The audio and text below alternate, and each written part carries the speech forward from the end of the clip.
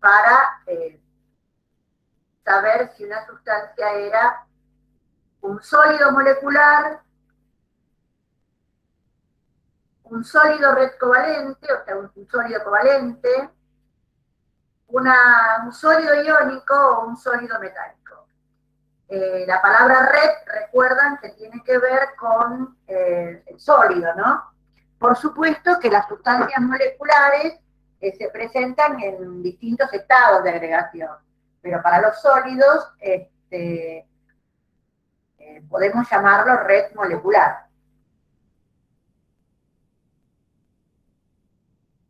Bueno, quería preguntarles si repasaron este cuadrito y si lograron corroborar los tipos de sustancias de las que están representadas a la izquierda.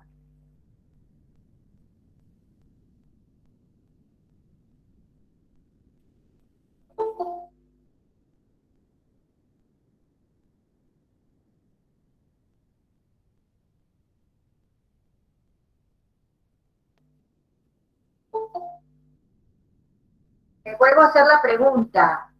Quiero saber si han trabajado con este diagrama de flujo para poder identificar el tipo de sustancia de las que están representadas a la izquierda.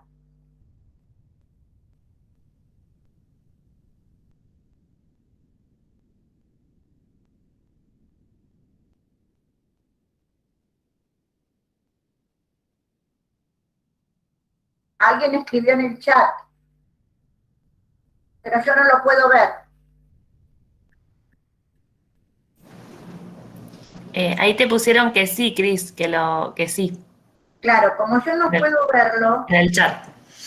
Bueno, entonces, si trabajaron, les voy a preguntar concretamente para la sustancia representada aquí, que me digan qué tipo de sustancia es el dióxido de silicio. ¿Me podés decir, Eugenia, si escriben en el chat lo que contestan, por favor? Sí, yo te voy leyendo. Por ahora no hay nada. Red covalente. Pusieron. Para el monocarburo de tungsteno,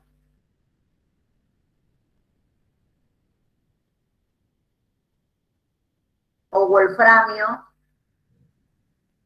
Red molecular. Yo voy leyendo. Wolframio, y de ese no pusieron nada todavía. Para el monocarburo de tungsteno o wolframio, ¿dijeron red molecular? Sí, eso está escrito. Está escrito. ¿Están de acuerdo con esa respuesta? ¿No sería covalente? No, sí. ¿Alguien el de abajo, perdón. No, perdón, pensé que estábamos todavía con el de arriba. Bien.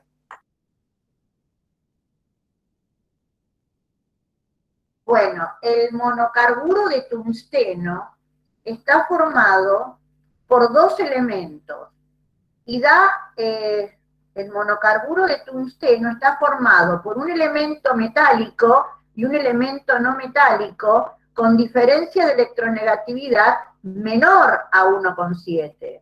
Por lo tanto, el monocarburo de tungsteno es una red covalente. Vayan corrigiendo si tienen algún error. A mí me parece que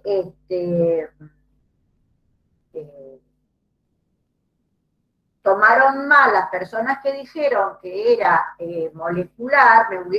Me gustaría saber por qué lo ponen, pero bueno, hubo ahí un error, a lo mejor en la determinación de los elementos.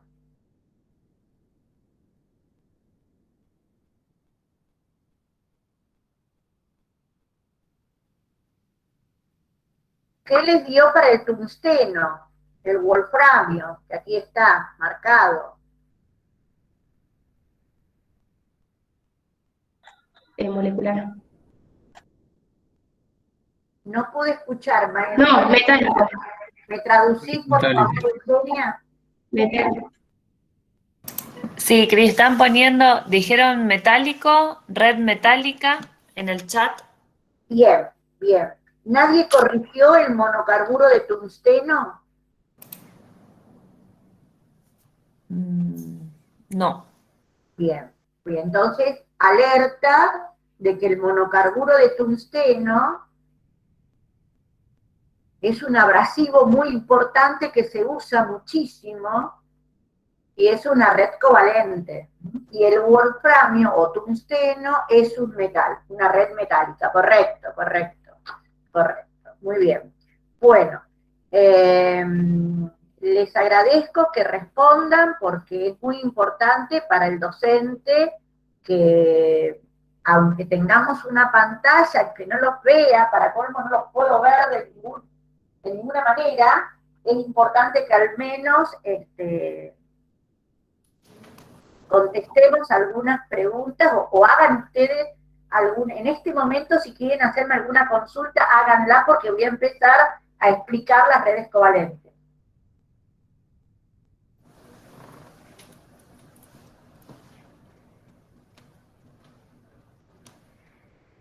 ¿Nadie tiene ninguna consulta para hacerme?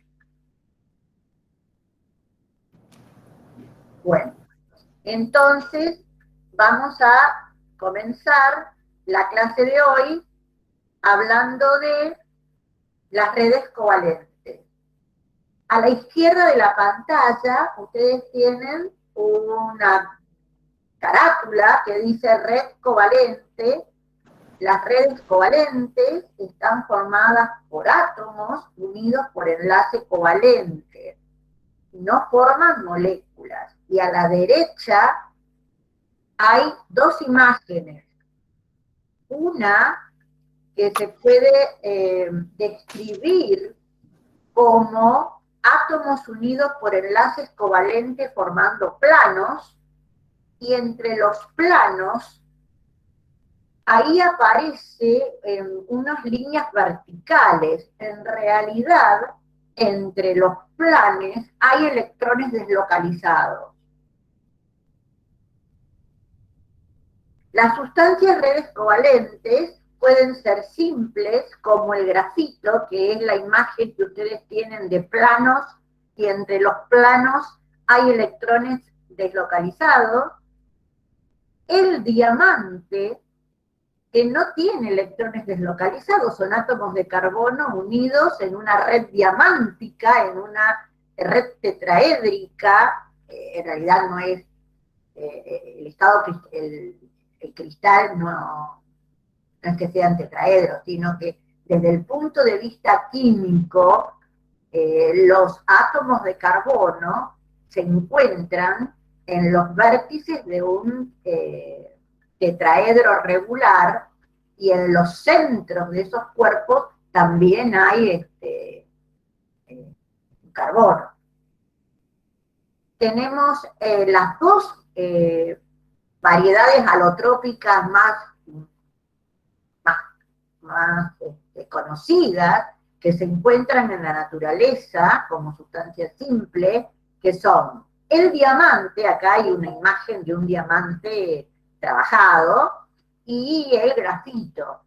El grafito, entonces, es una estructura formada por planos, y entre los planos hay electrones deslocalizados, y en el caso del diamante son todos átomos unidos en una red diamántica. Son todos tetraedros unidos por sus vértices. Acá tenemos un trozo de silicio que tiene la misma red que el diamante, y el que está abajo, que era el primero que habíamos visto, es un trozo de germanio. Entonces decimos que el germanio, el silicio y el diamante comparten la misma estructura. Tienen exactamente la misma estructura, que se llama estructura o red diamántica se le llama. Son todos átomos o de germanio o de silicio unidos por enlace covalente. También hay sustancias compuestas que son redes covalentes, y habíamos dicho que están dentro de del diagrama de flujo o están en la tabla que está en la página 381. Son esas y no son otras. Particularmente, aquí tenemos una imagen de un médano que está formado por arena, y la arena está formada por una sustancia que es una red covalente, que es el dióxido de silicio, o sílice. Aquí tenemos abrasivos, todas las redes covalentes se caracterizan por ser extremadamente duras, no son quebradizas como los compuestos iónicos y sirven para poder rayar, penetrar, cortar a otras sustancias de alta dureza. De hecho, la sustancia simple más dura es el diamante. Ahora, en el comercio se obtienen compuestos materiales fabricados por el hombre, que tienen un alto componente de redes covalentes, y son los abrasivos que estamos acostumbrados a ver. Porque las redes covalentes son las sustancias más duras de todas las que hemos visto. Y con ellas se pueden revestir herramientas de corte, justamente. Como el carborundum. Y no sé si llegan a ver,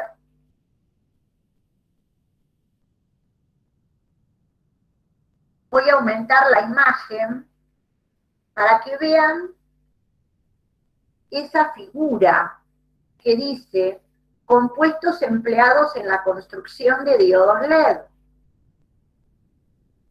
Todo lo que figura como compuesto a la izquierda de esa tablita son redes covalentes, que en este caso particular se están utilizando no como abrasivos, obviamente, sino como semiconductores.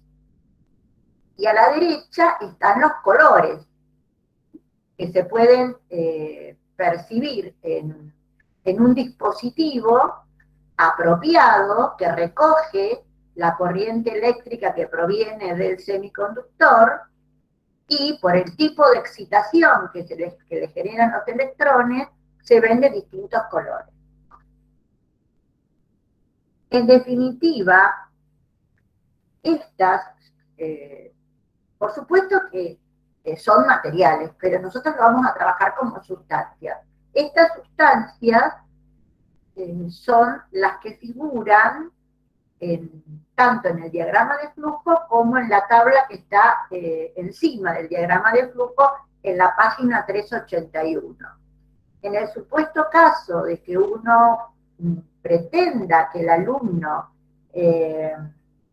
le explique propiedades de una determinada sustancia que no figura en la tabla, los docentes les vamos a dar más datos para que se den cuenta que es una red covalente. Y uno de los datos que se les puede dar a los estudiantes para que en un examen se den cuenta que es una red covalente es la expresión: son de alta dureza y son los que poseen los puntos de fusión más altos.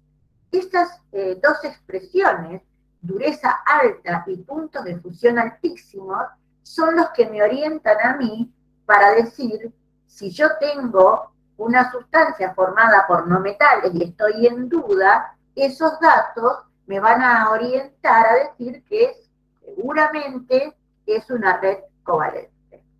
Pero quédense tranquilos porque vamos a trabajar con lo que tenemos en el apéndice.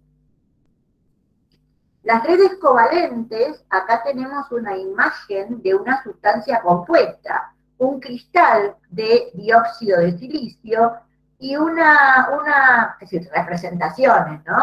Representación de bola con palito, digamos. Las bolitas representan los átomos y los palitos representan el tipo de interacción, y una imagen de un modelito de un semiconductor muy importante que es el monoarsenuro de galio, que es una red covalente formada por un elemento no metálico y un elemento metálico con diferencia de electronegatividad extremadamente baja y, bueno, está dentro del grupo de las redes covalentes. No forman moléculas, no existen las moléculas, son redes de átomos. Y puede haber sustancias simples y sustancias compuestas. Y aquí mostramos otra vez dos sustancias simples, dos alótropos del carbono. Una se llama grafito, que es la que tiene los planos atraídos por el, o sea, y entre los planos hay electrones deslocalizados, y la otra que es un son tetraedros perfectos. Se llama la red covalente, se la puede llamar red cristalina covalente o red atómica o sustancia covalente. Es decir, cuando uno habla de red covalente, se tiene que hacer la imagen de una red extremadamente rígida, en el sentido de que todos los átomos están unidos todos entre sí por fuertes enlaces covalentes. Pueden ser átomos de un mismo elemento no metálico, como el diamante, el silicio, el boro, el carbono, o pueden ser átomos de dos elementos no metálicos, como el dióxido de silicio, o pueden ser átomos de elementos metálicos y no metálicos con baja diferencia de electronegatividad, como el monoarsenuro de galio. Y la atracción entre las partículas constitutivas se llama enlace covalente y es una fuerza primaria. La intensidad de la atracción es alta y yo diría muy alta.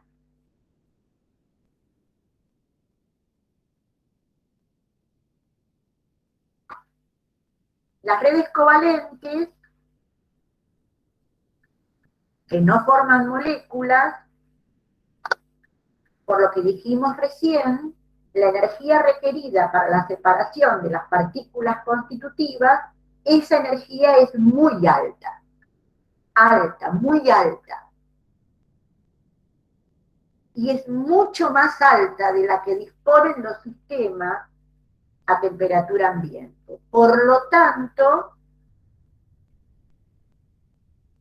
las partículas solamente rotan o vibran en su posición, no se pueden trasladar. Y la energía que hay que entregar para separarlas, acuérdense el modelo energético corpuscular o el modelo corpuscular energético del que hablábamos la semana pasada, la energía que hay que entregar para poder separar las partículas es extremadamente alta.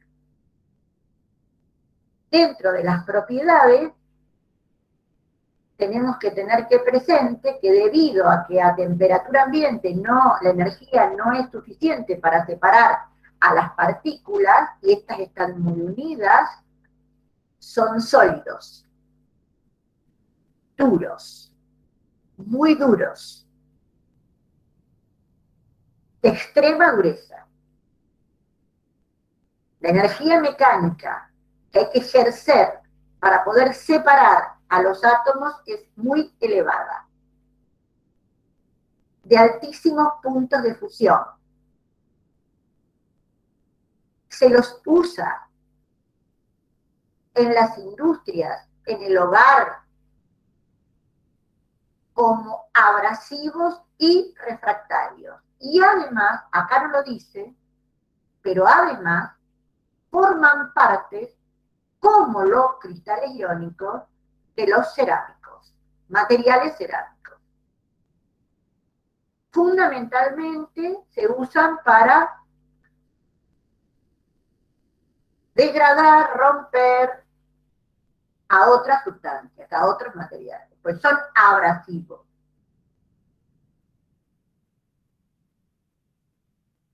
Y refractarios, eso quiere decir, cuando la palabra dice refractarios, quiere decir que pueden resistir altísimas temperaturas. En el caso de las redes covalentes, no sufren lo que llamamos en química descomposición térmica. Es decir, con altas temperaturas, a pesar de las altas temperaturas, las redes covalentes no van a sufrir una transformación química que vamos a estudiar en la clase de los jueves, que seguramente vamos a ver en algún video, descomposición térmica. O sea, ellos pueden estar en hornos, como forrando, pavimentando los hornos, que son utilizados para altas temperaturas. Ellos no se van a descomponer en sustancias, dos o más sustancias, como ocurre en las descomposiciones térmicas. Se dice que son estables a altas temperaturas y eso a nosotros nos da idea de que son refractarios. Y tienen la posibilidad de tampoco fundirse a altas temperaturas, porque sus temperaturas de cambio de estado son altísimas.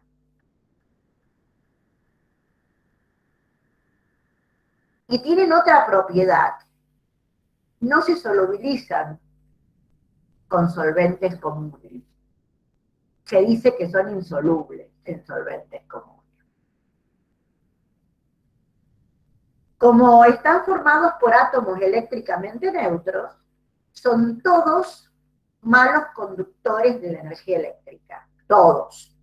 Excepto el grafito. Pero todos forman parte del gran paquete de malos conductores. El diamante es un aislante perfecto. ¿Qué quiere decir que son conductores malos o buenos? Quiere decir que, sometidos a una diferencia de potencial, sus partículas cargadas, de tenerlas, se tienen que trasladar en el campo eléctrico. Y aquí, las únicas partículas cargadas en el diamante, ¿cómo se llaman? ¿Alguien sabe?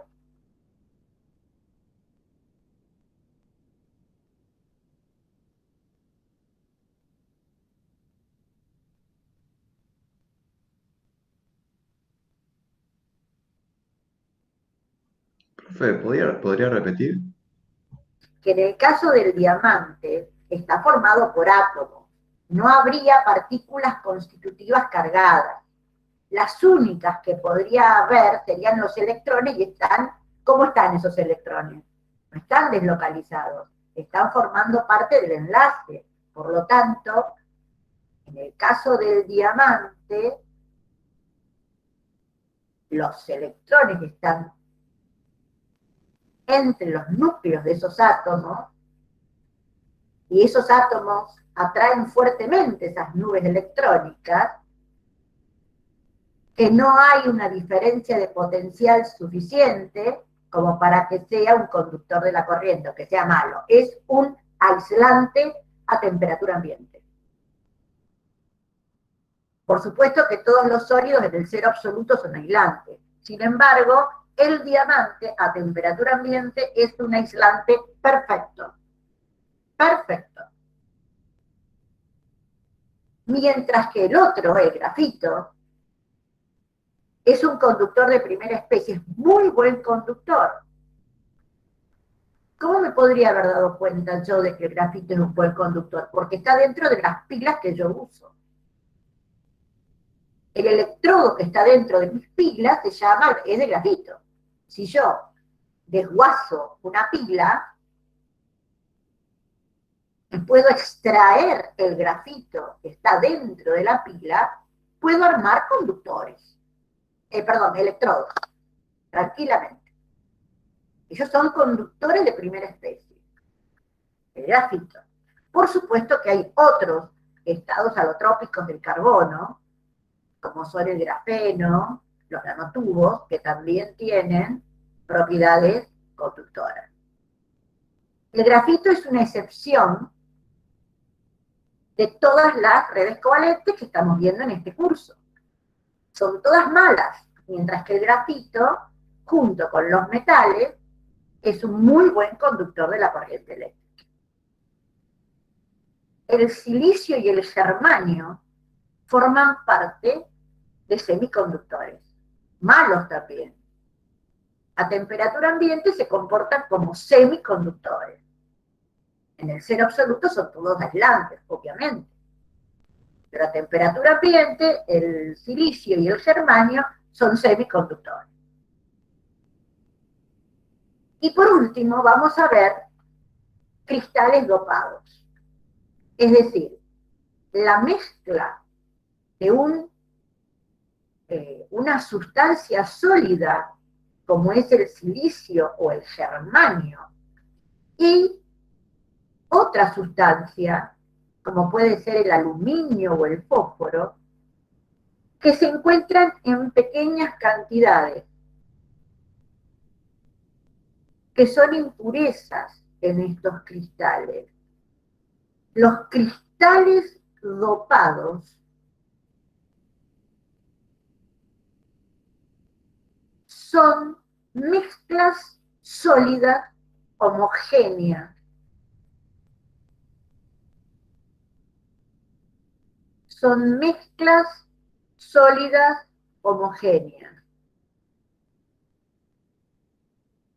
Y son semiconductores. Y por último, vamos a ver semiconductores compuestos, como el monoarsenuro de galio. Estas son nuestras redes covalentes. ¿Alguna pregunta? Yo, profe, tengo una duda sobre el último.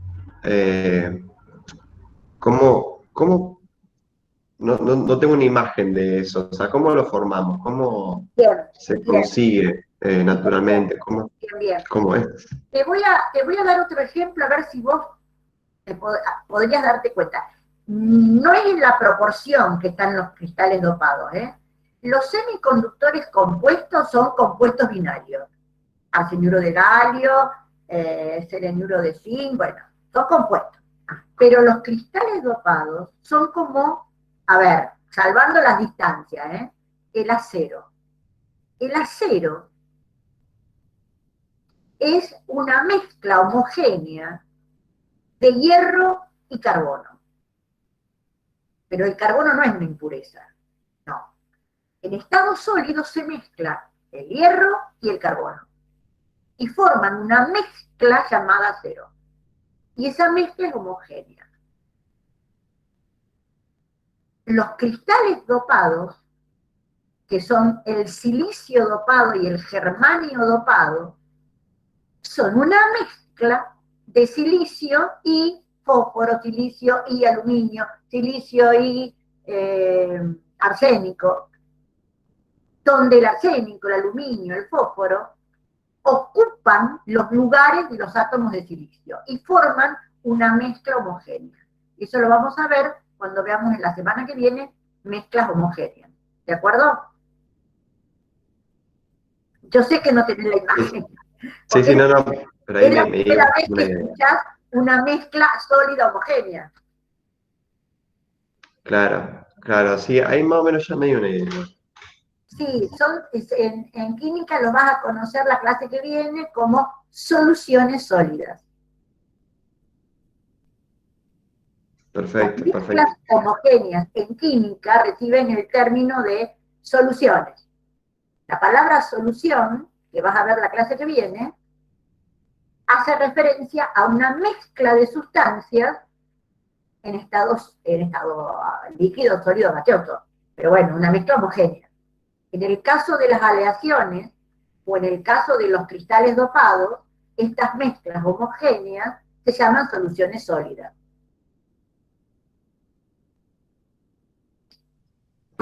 Bien. Gracias, profe. Bueno, vamos a ir construyendo ese concepto. Yo sé que es bastante difícil de entenderlo, pero sería la fusión. Suponte que vos tenés bronce. Vamos a suponer bronce.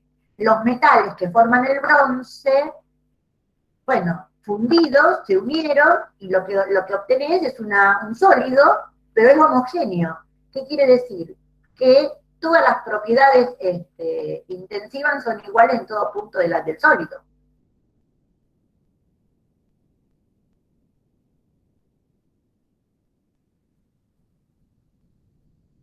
Bien, ahora vamos a pasar a ver metales. Las redes metálicas, que son todas sustancias simples y están formadas por catión-cobre y electrones de valencia de los átomos de los elementos metálicos.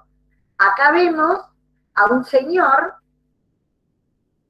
que se puso una máscara no por el COVID, sino por que está trabajando con un metal fundido. Y ahí abajo tenemos metales con brillo metálico, y acá tenemos cobre.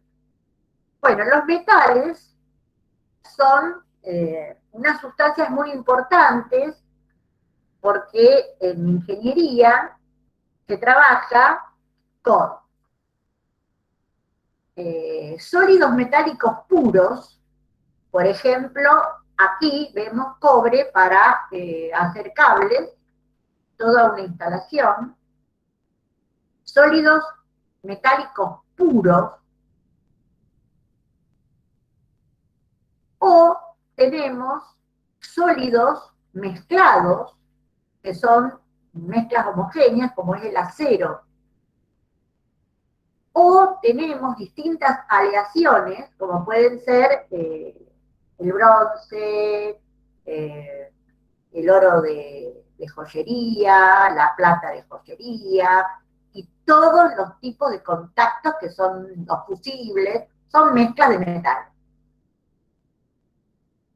También tenemos en la ingeniería que se utilizan metales, aparte de los aleados, los que están pasivados. De eso vamos a hablar un ratito hoy. Hay metales duros y hay metales blandos. No sé si aprecian una fotito ahí abajo. Eso no es un chorizo, ni es una salchicha, ni es un helado, no. Eso es sodio, una foto del metal sodio. El operario está cortando rodajas con una cuchilla, con un cuchillo, ¿de acuerdo? Es blando. Eso habla de que hay metales blandos y metales duros. ¿Qué propiedades tienen los metales? Bueno, los cristales metálicos, vamos a usar dos teorías para explicar las propiedades, y en la red metálica no hay moléculas, por favor, tampoco, acá tampoco hay moléculas. Las redes metálicas, las redes iónicas y las redes covalentes son redes de cationes y aniones, átomos o catión-cobre, como en el caso que tenemos aquí. Bueno, una de las propiedades más importantes que tienen los metales, además de su dureza, es que son conductores de la energía eléctrica y energía térmica. Y esta propiedad fue la primera que se explicó a través de el modelo de Drude. El modelo de la física clásica, del paradigma clásico, que supone una estructura de partículas cargadas con carga positiva, que nosotros lo denominamos catión-cobre, inmersas, o sea, en una estructura donde ellos solamente pueden rotar y oscilar, y todos esos cationes cobre están rodeados de electrones deslocalizados, que son los electrones de valencia de cada uno de los átomos, y que no pertenecen a un átomo particular, sino que pertenecen a todo el cristal. Ese es el catión cobre del metal, y esos son los electrones de valencia deslocalizados. Esta es la superficie de un metal. La superficie de un metal posee en el interior cargas positivas. y en el exterior es una nube de electrones. Entonces, uno puede decir que en la superficie de un metal se establece un dipolo superficial. Y ese dipolo superficial atrae, más que atrae, los dipolos del agua se orientan en ese dipolo superficial. Los iones pueden absorberse, los cationes, en esa superficie, y los lubricantes suelen tener porciones polares que hacen que se adhieran perfectamente a esa superficie, orientando los dipolos de las moléculas de los lubricantes. Ese dipolo superficial, entonces, a ver, se define a través de un modelo clásico. Entonces, a través de este modelo, que es el modelo clásico, uno puede decir que en la superficie de los metales hay un dipolo superficial. Este mismo modelo es el que me permite explicar que todos los metales son conductores de la corriente eléctrica, porque sometidos a una diferencia de potencial, son esos los electrones que se están trasladando deslocalizadamente, que se van a orientar hacia uno de los electrodos de la diferencia de potencial.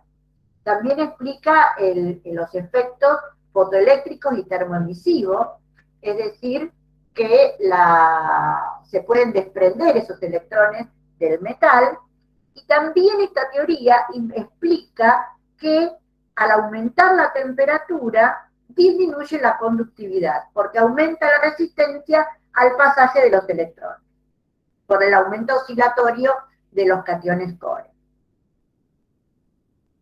Esa red cristalina metálica puede ser afectada por una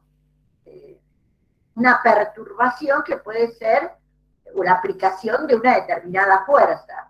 Cuando un cristal metálico, pensando que el cristal metálico está formado por esos cationes y esos electrones que se están moviendo permanentemente, deslocalizadamente, cuando uno aplica una fuerza hacia en ese cristal, entonces puede que ocurra un corrimiento de los cationes core, pero la estructura a la que se llega es exactamente igualmente estable que la del comienzo, porque los electrones de valencia acompañan permanentemente a los cationes core. Por lo tanto, lo que veíamos en los cristales iónicos, que una perturbación de este tipo generaba rotura, quiebre del cristal iónico, en este caso no ocurre, porque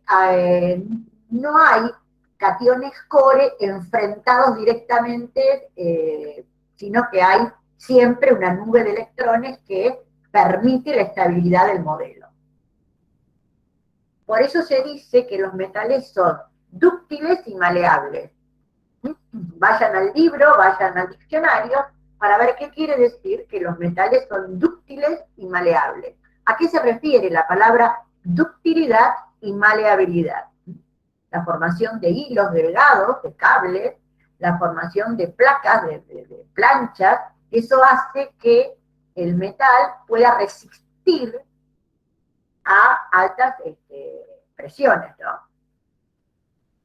Bien, y ahora vamos a tratar de explicarnos a través de otra teoría. Aparecieron los orbitales, y cuando aparece en el discurso de un docente o de un alumno la palabra orbital,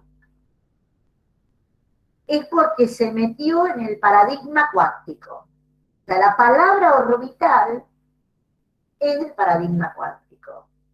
Y entonces acá está representado está representada la banda de orbitales más energética de todos los metales, que se establece a 0 Kelvin. Una gráfica de las bandas de energía a 0 Kelvin. Recuerden que dentro de esa banda de orbitales que tenían todos los metales, había dos porciones. Una de menor energía, que se llamaban orbitales de banda enlazantes, porque al estudiar la energía, el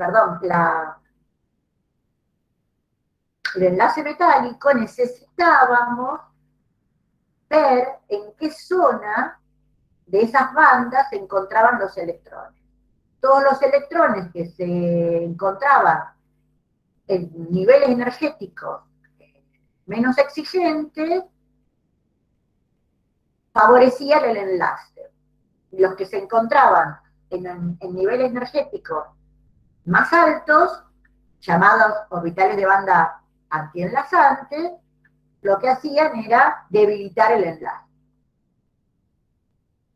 Entonces ahora que estamos metidos en el modelo cuántico, que hemos aprendido algo de la teoría de banda y que ya sabemos cómo o de qué depende la fuerza del enlace metálico, decimos que esta teoría me permite a mí explicar que son buenos conductores de la energía eléctrica y de la energía térmica,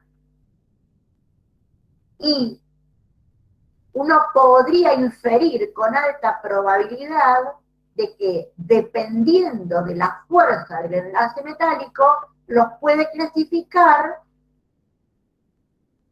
en duros o en blandos, en sólidos de altos puntos de fusión o de bajos puntos de fusión.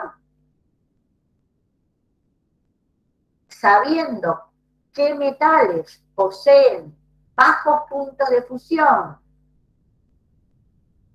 uno podría pensar cómo construir un fusible. Un fusible no es un sólido metálico puro, es una solución, es una mezcla de metales, es una aleación, pero tiene la ventaja de tener bajo punto de fusión. Entonces, cuando hay una sobrecarga, ocurre una interrupción del circuito y el metal se funde, o la aleación se funde. Y esta teoría me permite explicar el brillo de los metales cuando están recién cortados o recién pulidos. Los metales, uno no está acostumbrado a ver metales al desnudo, pero los metales todos, cuando están en presencia de la atmósfera, se pueden opacar, porque se recubren de capas que son generalmente compuestos iónicos que los opacan, excepto el oro, el platino, que son metales que no sufren alteraciones por la atmósfera. Entonces se los puede ver al desnudo, sin capas. El cobre también se lo puede ver sin capas. Pero la mayoría de los metales que estamos acostumbrados a trabajar o a ver, primero que no son metales, sino que son una mezcla de capas, metales o aleaciones.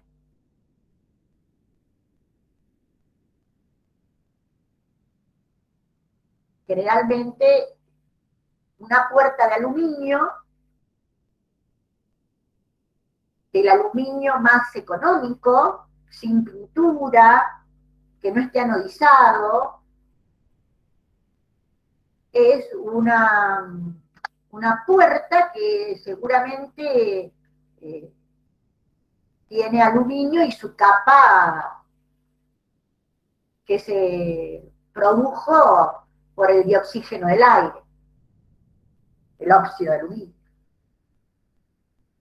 Entonces, aquí tenemos una representación de cómo se encuentran los niveles de energía de los metales.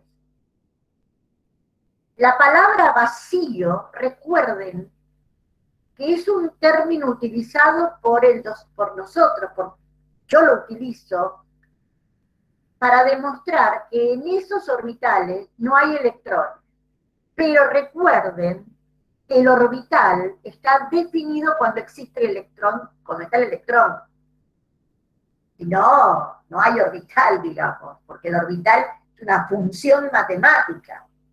Entonces, esta es una manera más o menos gráfica como para decir, los electrones de valencia se encuentran en los niveles más bajos de energía y de esa manera el metal es estable o tiene estabilidad, la máxima, digamos, estabilidad en el sentido de que sus electrones no escapan de esos niveles energéticos. Hay otros metales que tienen completas esos niveles energéticos mínimos y ya tienen en forma estable también, electrones, pero de allí, digamos que están en esa zona porque no pueden estar con los que están completando la banda de menor energía, porque ahí sí generaría inestabilidad. En definitiva, puedo llegar a decir que el enlace metálico del escandio es más fuerte que el del calcio, y puedo llegar a decir que el enlace metálico del cobalto es más fuerte que el del níquel, el del zinc y el del cromo. Estas conclusiones las he sacado simplemente mirando estos esquemas. ¿Alguna pregunta?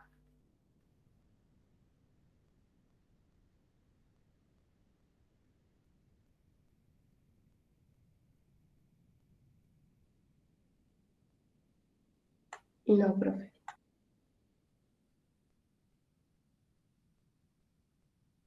Repito, mirando estos esquemas, estos perfiles de energía, que es lo único que podría yo interpretar, con seguridad estoy diciendo que el cobalto es el que va a tener el enlace metálico más fuerte respecto del níquel y del zinc y respecto del cromo, inclusive del escandio y del calcio.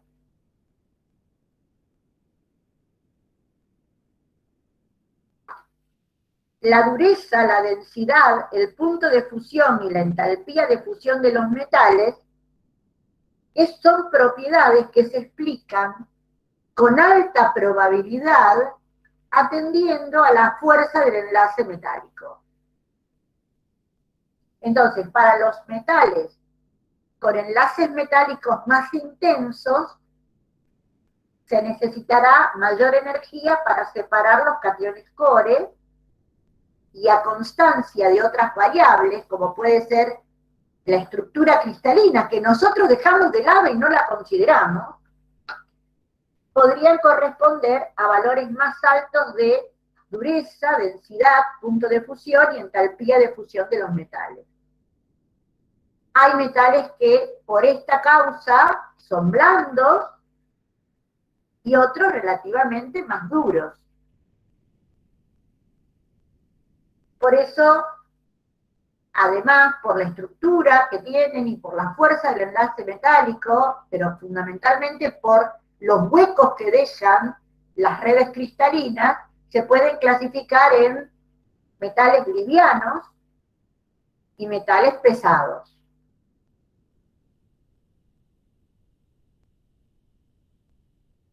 Esto es bastante, digamos, general. Según sus propiedades químicas, y esto a mí me interesa que lo empecemos a ver desde ahora, porque lo vamos a utilizar muchísimo. Según sus propiedades químicas, la propiedad química más importante de un metal es que tiene facilidad para oxidarse.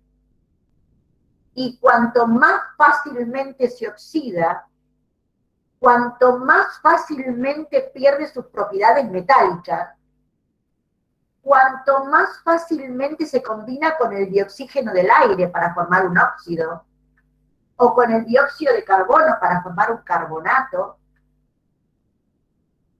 cuanto más facilidad tenga para perder sus propiedades metálicas, se dice que el metal es más activo. La palabra activo tiene que ver con esa facilidad para perder sus propiedades metálicas y transformarse en un catión, por ejemplo, o en un componente de una sal, de un óxido, un hidróxido. Entonces, la facilidad con que se oxida un metal se reduce a una sola palabra: activo. ¿Es activo o no es activo? Es muy activo, es menos activo. Entonces, según esa propiedad, a los metales se los clasifica en nobles, seminobles, semiactivos y activos. Ustedes dirán, ¿por qué los puse en ese orden? Porque vamos a utilizar una tabla con este mismo ordenamiento más adelante, mucho más adelante, donde en esa tabla los metales activos se van a encontrar en el fondo de la tabla y los metales nobles arriba, en la parte de arriba de la tabla. Nada más que por eso los ordené así, nada más, no es por otra cosa. Entonces tenemos en un extremo el oro, que es un metal noble que no se va a oxidar, a menos que yo, a temperatura ambiente, con los ácidos más comunes, o sea, a menos que yo provoque otro tipo de reacción con el oro, ¿eh? Pero tranquilamente yo puedo tener un techo de oro que va a durar toda la vida, digamos, por así decirlo. Ahora, los metales del grupo 1 y del grupo 2 son metales que no pueden estar al aire, tienen que estar guardados en queroseno. No pueden ver ni el agua, ni el vapor de agua, ni la humedad, ni nada, nada. Porque inmediatamente se oxidan, y además violentamente. Esos son los extremos. Lo casi inerte o noble y lo extremadamente activo, que se oxida rápidamente, se oxida fácilmente y aparte violentamente. Y en el medio de estos dos extremos se encuentran metales seminobles y metales semiactivos, como metales, ¿eh? Lo que nosotros tenemos, lo que nosotros estamos acostumbrados a ver no son metales puros, sólidos puros, son mezclas, son aleaciones, ¿de acuerdo? Hay metales que están aleados. Por ejemplo, se dice que un contacto eléctrico está hecho de oro y en realidad es una aleación de oro con cobre. Metales aleados. Hay un aleante, un aleado, una mezcla. Son mezclas homogéneas. Son aleaciones. Hay metales que son estructurales, que se los utiliza para producir, para fabricar, para construir estructuras, fundamentalmente las de acero, que es otra mezcla de hierro con carbono y con otras sustancias, no solamente con carbono. Vamos a poner el ejemplo más fácil, que es hierro con carbono. Pero a lo que voy es que el acero no es hierro solo, es una mezcla que acá en esta cátedra, en estos encuentros, los vamos a reconocer como soluciones sólidas, igual que los aleados. Son aleados. El acero es un metal que tiene como aliados a otras sustancias. Y después están los metales pasivados. ¿Qué quiere decir que un metal está pasivado? Un metal está pasivado cuando sobre el metal hay una capa de óxido hidróxido de sal. Por supuesto que yo puedo tener un metal y lo cubro con grasa. O tengo una lata de frutillas al natural, y cuando abro la lata me encuentro que hay una pintura epoxi ahí en la lata, y está también ese metal que está en la lata, está pasivado, es decir, hay algo que lo está cubriendo. Pero acá nos referimos no a la pasivación, digamos, que también es una pasivación de tipo manual que hace el hombre, de ponerle grasa a un metal, aceites, lubricantes, pinturas, sino a los compuestos químicos que se depositan sobre los metales cuando estos metales se encuentran en la atmósfera. Y tenemos dos extremos. Los metales naturalmente pasivados, que son, por ejemplo, el titanio, el cromo, el aluminio, o metales que se recubren de capas, pero que no lo pasivan. ¿Qué quiere decir pasivarlo?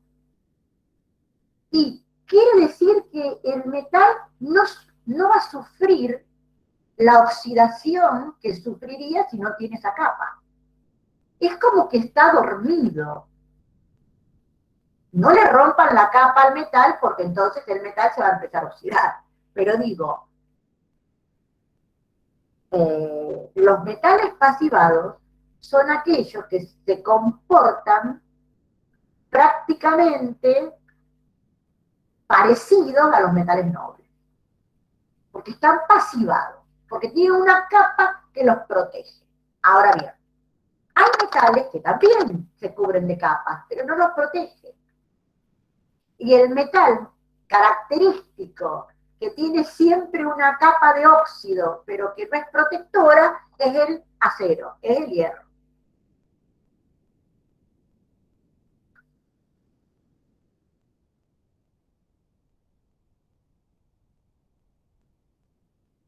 Y después están las pasivaciones que se hacen a nivel industrial, como es el aluminio anodizado, que se hace en una electrólisis. O los aceros inoxidables con baños de ácido nítrico, que eso lo vamos a ver más adelante. En definitiva, un metal pasivado no es un metal puro, no es un sólido puro, es un metal con una capa de algo. ¿Por qué la puerta de aluminio que tengo en el fondo de mi casa no se oxida? Porque está pasivada. ¿Por qué la puerta de hierro que está al lado está oxidada? Y porque la tengo que estar pintando, la tengo que estar puliendo, pintando permanentemente, porque permanentemente hay capas que no son pasivadoras. Por supuesto que si yo la pinto, la reja o la puerta permanentemente, bueno, eso cubre y eso actúa como pasivante, obviamente. Pero si la dejo ahí, que se raye, que sigue, aparece el hierro oxidado y bueno, no es protector.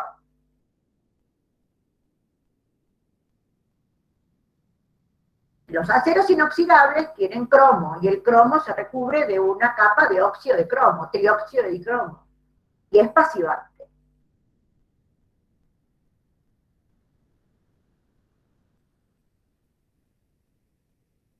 Bien, esto es una imagen de la radiación de la energía radiante de la energía que viene del Sol, que se divide en longitudes de ondas altas y bajas, de mucha energía, las de más bajas longitudes de onda. Las longitudes de onda se miden en nanómetros o en Armstrong, según. Y la inversa de las longitudes de onda es la frecuencia, ¿no? El espectro visible está entre los 700 y los 400 nanómetros. Y a nosotros nos llegan todo el tipo de rayos según la altura de la atmósfera. ¿A qué viene esto? A que los metales poseen, todos los metales, todos, los del bloque S, los del bloque F, los del bloque D y los del bloque P, todos tienen porciones incompletas en las bandas, en los orbitales de banda. Todos tienen porciones incompletas. Es decir, que los orbitales, perdón, la banda de orbitales de banda no está nunca totalmente completa, no está nunca llena. Siempre hay porciones desocupadas, incompletas, vacías, como quieran llamarlo. Sin embargo, esos niveles están permitidos para el electrón. Entonces, cuando a un metal, a un conductor de primera especie, se lo somete a una diferencia de potencial o a la energía térmica, todos los electrones pueden excitarse a niveles permitidos más energéticos. Todos los electrones pueden alcanzar niveles energéticos altísimos. ¿Dentro de qué? De esa banda de orbitales. Todos los electrones pueden ir desde niveles bajos a niveles altos. ¿Por qué? Porque no hay electrones y porque los niveles de energía son fácilmente accesibles y están permitidos. Son los valores definidos por la cuántica, ¿no? Son todos saltos cuánticos, pero saltos cuánticos pequeños. Entonces, los electrones que se encuentran en los niveles bajos de energía, o en los niveles altos, pero en las primeras partes de las porciones, pueden llegar a excitarse y cuando se excitan, duran muy poco. Sin embargo, vuelven y liberan la energía que absorbieron. Y de esa manera, entre excitaciones y desexcitaciones, y esas desexcitaciones a su vez excitan a otros electrones. De esa forma, la teoría de orbitales de banda explica por qué los metales, excepto el germanio, son todos buenos conductores de la corriente eléctrica. Porque esta teoría explica que los electrones pueden alcanzar niveles energéticos superiores porque son niveles permitidos. De la misma manera, cuando los electrones se desexcitan, si la radiación es una radiación de una longitud de onda que entra dentro del espectro visible, yo puedo observar el brillo metálico. Si el electrón, cuando se desexcita, libera otra radiación que no está dentro del campo electromagnético visible, bueno, posiblemente no la vea. Pero el brillo metálico se debe a que el electrón, al desexcitarse, puede liberar distintos valores de energía, porque puede dar muchísimos saltos cuando se desexcita. Y entonces, esa gran cantidad de energía que liberan los electrones al desexcitarse, confluyen en esto que es el brillo metálico. Conducción, entonces. Perdón. Fuerza del enlace metálico, conducción de la energía eléctrica y el brillo metálico, propiedades que la cuántica lo explica a través de los perfiles energéticos. Pero además de los conductores, hay aisladores. Y los aisladores eléctricos ya no son los metales, son otras sustancias. Son materiales o sustancias en los que los orbitales de banda enlazante se encuentran llenos y los orbitales de banda antienlazante se encuentran vacíos o semivacíos. Y están energéticamente muy separados de los primeros por una ancha brecha de energía pro y vida. Como los orbitales de banda enlazante están completos, no puede pensarse que los electrones de valencia puedan tomar energía y excitarse a otros orbitales de banda en la misma porción. Obviamente, están todos completos. Dentro de esa porción no se pueden excitar. Y como la banda de orbitales de antienlazantes se encuentra tan alta, tampoco podrán disponer de energía suficiente para superar la brecha y llegar a un orbital antienlazante o a un mol de orbitales antienlazantes desocupado. Ese sería el principio de un aislador. El ejemplo, el diamante. Y aquí tenemos el diamante, por estar en el grupo 14, tiene 4 electrones de valencia. Por estar en el bloque P, presenta 2 mol de orbitales de banda enlazante y 2 mol de orbitales de banda antienlazante. Como 1 mol de átomos de carbono en el estado alotrópico diamante. Contiene 4 mol de electrones. Esos 4 mol de electrones completan los orbitales de banda enlazante. Y ya ningún electrón de esa banda, de esa porción, se puede excitar.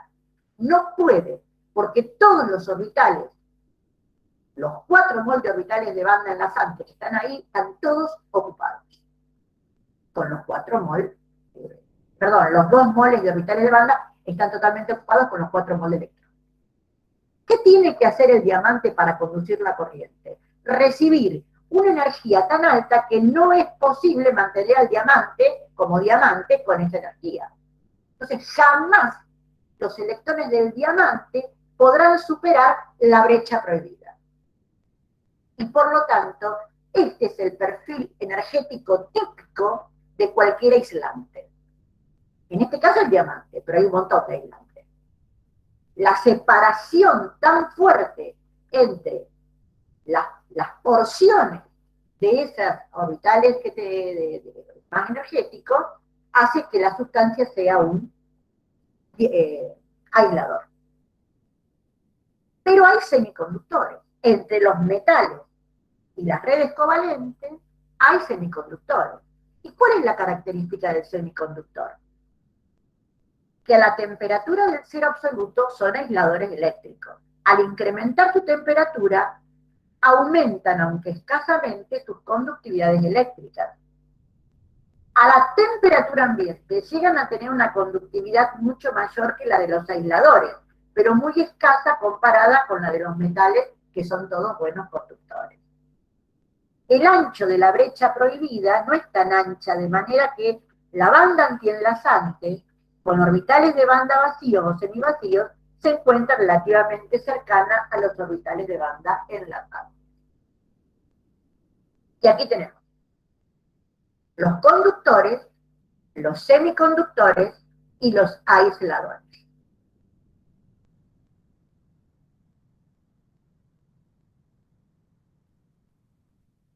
Profe, ¿puedo preguntar? Me olvidé. Ah, usted dijo cero absoluto. ¿Qué temperatura era? Me olvidé, en grados Celsius. El cero absoluto, menos 273. Bien, bien, listo. ¿Se puede entender esta diapositiva mirándola simplemente? Sí, sí, bastante clara. Observen que en el caso de... Acá hay algo que está mal. Perdón.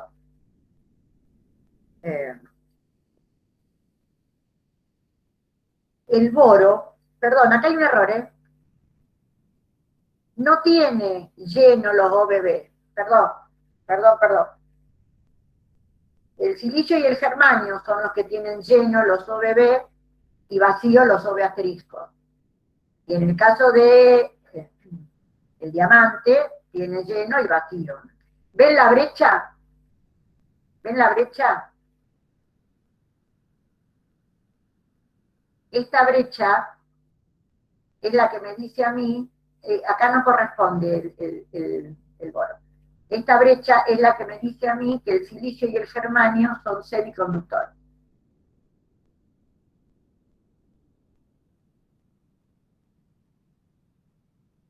Hay semiconductores extrínsecos y semiconductores intrínsecos.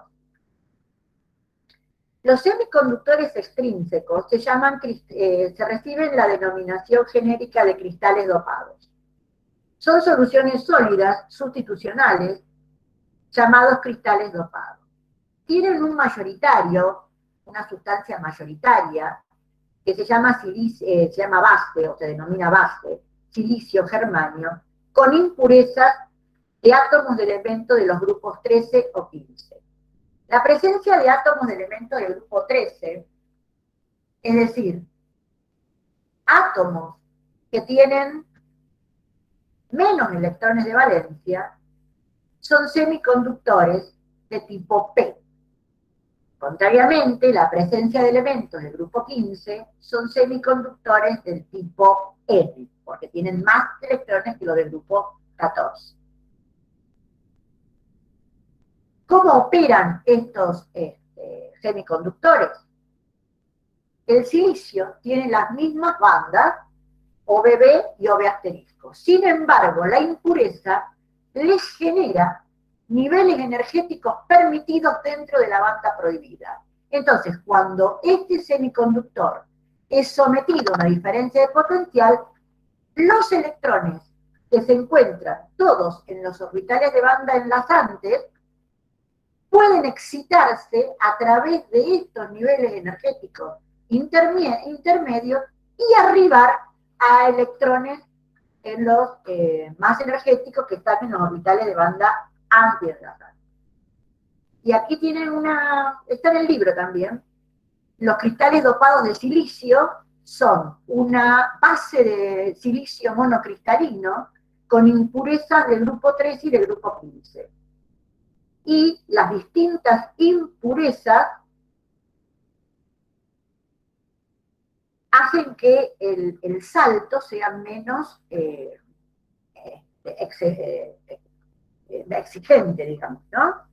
Entonces, los cristales dopados, soluciones sólidas,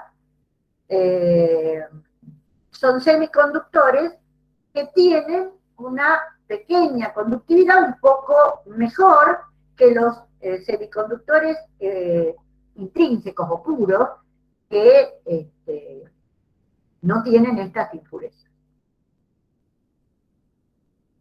Y vamos a ver ahora los semiconductores compuestos.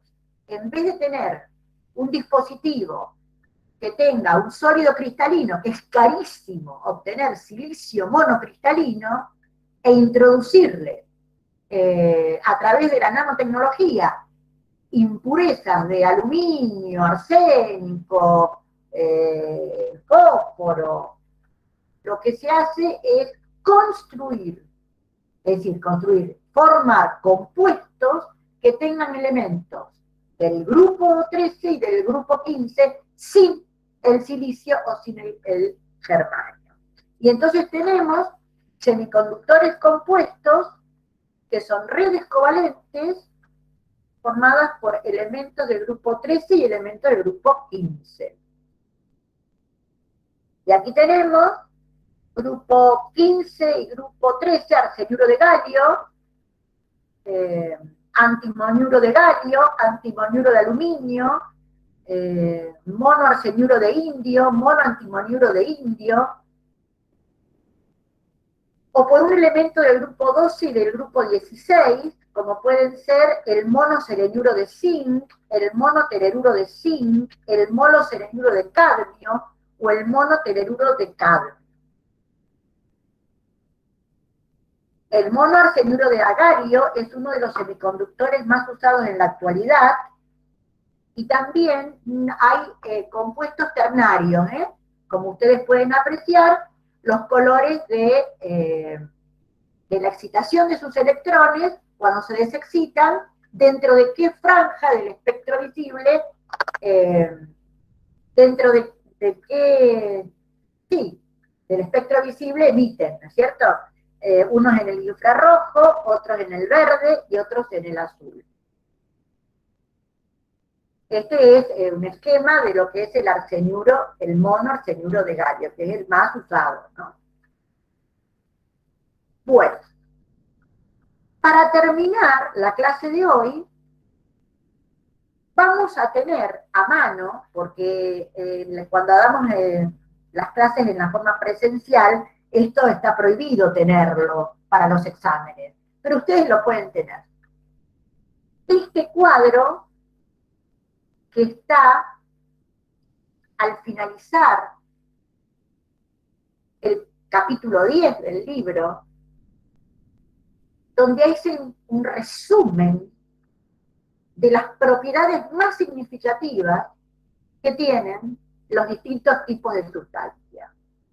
Y podemos apreciar los estados de agregación a temperatura ambiente, las diferencias que hay entre las sustancias moleculares y las que no son moleculares, los puntos de fusión, qué diferencia hay entre las sustancias moleculares y las que no son moleculares, cómo es la volatilidad entre las moleculares y las que no son moleculares, la dureza, la maleabilidad y la conductancia eléctrica.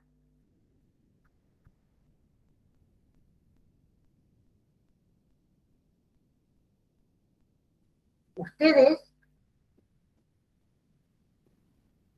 después que lean y que estudien esta parte, van a poder construir algún tipo de argumento corto, una explicación corta, explicando a qué se deben estas propiedades. Y ese es el objetivo de esta primera parte de la materia. Este era el objetivo de enseñar enlace iónico, enlace covalente, enlace metálico, fuerza secundaria, que seguramente no es muy atractivo en una escuela media enseñar enlace covalente, enlace metálico. Yo lo entiendo.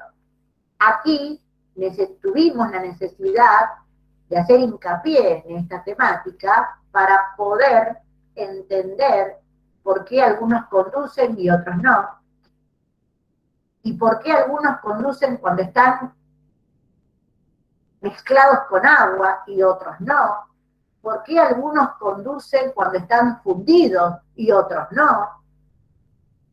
Y todas esas propiedades no son, podríamos hablar de otras propiedades también, pero usamos estas porque estas propiedades son útiles para ver un combustible, para saber cómo entra en combustión un combustible, cómo conduce la corriente un sólido, cómo se usa un electrolito líquido o fundido en una electrólisis. ¿Por qué? Porque son todas aplicaciones que tiene en la química los procesos químicos, en la ingeniería, los procesos químicos. Bien, con esto terminamos la clase, pero les quiero leer un texto, y este texto fundamentalmente va dirigido a los estudiantes de ingeniería electrónica. Si bien está para todos los alumnos, creo que los alumnos de ingeniería electrónica y de ingeniería eléctrica posiblemente sepan de qué estoy hablando más que el resto de los estudiantes, pero a lo mejor es una concepción mía. Lo que voy a leer ahora forma parte de un texto que presentó el gobierno de la Nación Argentina, la Subsecretaría de Energías Renovables. Lo traje aquí para que vean las distintas maneras de nombrar algunos fenómenos con respecto a lo que nosotros damos en la cátedra. El texto comienza con las celdas solares fotovoltaicas. La celda fotovoltaica es el dispositivo principal en la producción de energía eléctrica a partir de la luz proveniente del sol. Se la podría considerar la unidad básica. Combinando celdas entre ellas, se pueden lograr unidades de generación más grandes, como los módulos fotovoltaicos. Están compuestas por materiales semiconductores, que son capaces de convertir la energía electromagnética contenida en la luz proveniente del sol y convertirla en energía eléctrica. Este fenómeno se denomina fotovoltaico, dada la diferencia de potencial que da lugar a una corriente eléctrica. La luz proveniente del sol alcanza la superficie de los módulos fotovoltaicos.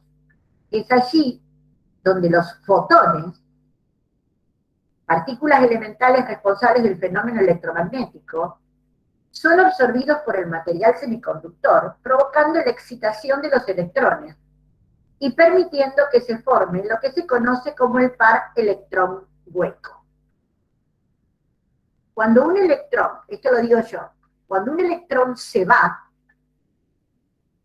del lugar que estaba ocupado por excitación, deja un hueco. El electrón se va y deja un hueco. A lo mejor cae ese electrón o cae otro electrón allí. A eso se refiere, al hueco que deja cuando el electrón se excita. Dado que los electrones y los huecos tienden a recombinarse para volver a liberar la energía del fotón, si uno desea aprovechar la energía almacenada en un par electrón-hueco, para realizar trabajo en un circuito externo, se deben separar los electrones y los huecos mediante la inserción de otros materiales que permitan solo el paso de electrones hacia un extremo y solo el paso de huecos hacia el otro. Finalmente, las cargas eléctricas son extraídas de las celdas fotovoltaicas mediante contactos eléctricos para que puedan realizar trabajo en un circuito externo. La energía química de los pares electrón-hueco se convierte en energía eléctrica para que luego de que los electrones hayan pasado por el circuito, se recombinen con los huecos. ¿Qué materiales componen las celdas solares que les permiten generar el efecto fotovoltaico? Estos materiales se denominan semiconductores. Son sólidos puros o dopados. Esto no lo escribí yo, ojo. Los fotones solares poseen la energía suficiente para liberar los electrones de sus átomos. Y la otra condición es que los electrones liberados son capaces de moverse hacia los contactos. Hay sólidos puros y sólidos dopados. El sólido puro es el silicio monocristal, que es un esto lo digo yo, esto es un semiconductor intrínseco, per se. Y los sólidos dopados, los átomos en un semiconductor pertenecen a elementos del grupo, y en el texto decía 4, pero yo lo cambié por 14 de la tabla periódica, o de una combinación de los grupos 13 y del grupo 15. En el texto decía 3 y 5. Y ellos, estos ingenieros que trabajan en la Subsecretaría de Energías Renovables del gobierno, los llaman semiconductores 3-5. ¿Por qué refieren a los grupos 3 y 5? En realidad refieren a los electrones de valencia 3 y 5. Nosotros los llamamos grupo 3 y grupo 15. O de combinaciones de grupos 12 y del grupo 16, llamados semiconductores 2-6, 12 y 16. Por eso lo traje al texto, para que vean que en la jerga ingenieril se habla de semiconductores 3 y 5 o semiconductores 2 y 6, no del grupo 2 y del grupo 16. Entonces, los materiales son posibles en las celdas fotovoltaicas debido a que los fotones poseen energía suficiente para saltar la brecha y los electrones liberados entonces pueden moverse hacia los contactos. Es importante, dice acá, la concentración de átomos donantes y receptores de electrones libres, la movilidad de los portadores de carga, el tiempo de vida y la longitud de difusión de los portadores de carga, la energía de la banda prohibida. Eso es lo que estábamos hablando recién. ¿Cuánto vale? ¿Cuánto es la energía de la banda prohibida, llamada bandgap? Y el coeficiente de absorción de energía electromagnética. Entonces, es posible cambiar las concentraciones de electrones y huecos en una red cristalina de silicio por medio de la técnica que se denomina dopaje. El dopaje se basa en la introducción de otros elementos que reemplacen algunos átomos de silicio con el fin de generar un desbalance de la red y así aumentar la concentración de electrones o huecos según se requiera. Teniendo en cuenta que el silicio corresponde al grupo 4, decía, 14 de la tabla periódica de los elementos, si se busca crear un material tipo N, es decir, con mayor concentración de cargas negativas, se utilizarán elementos del grupo 5, decía, yo puse 15, de los cuales el fósforo es el más utilizado. Por el contrario, si se busca aumentar la concentración de cargas positivas, es decir, huecos, se dopará al silicio con elementos del grupo 13, siendo el más común el boro, y crear de esta forma un material de tipo P. Existen diferentes procesos de absorción de fotones, dependiendo de la región del espectro a la que estos pertenezcan, es decir, su longitud de onda, que pueden ser rayos X, visibles, rayos de radio, infrarrojos, etc.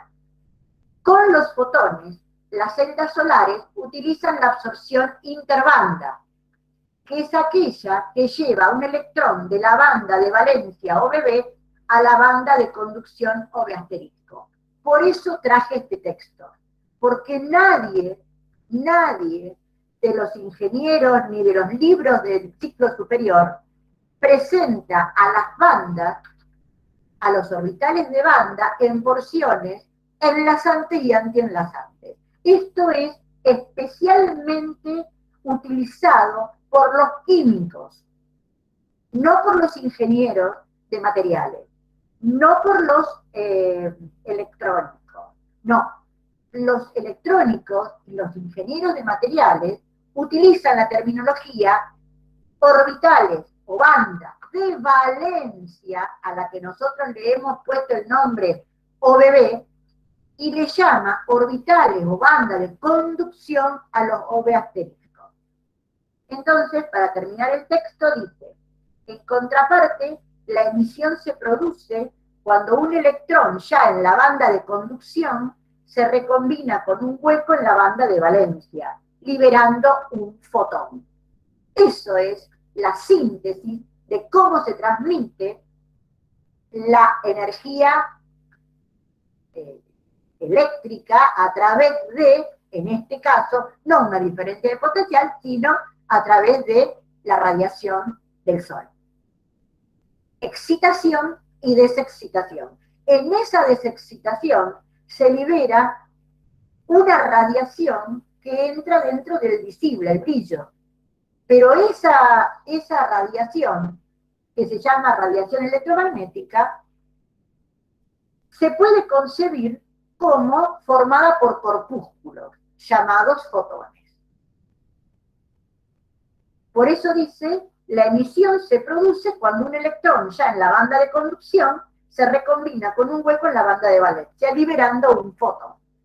Ambos procesos de absorción y la emisión se hallan recíprocamente vinculados, ya que en equilibrio termodinámico las tasas correspondientes a uno y otro proceso deben igualarse.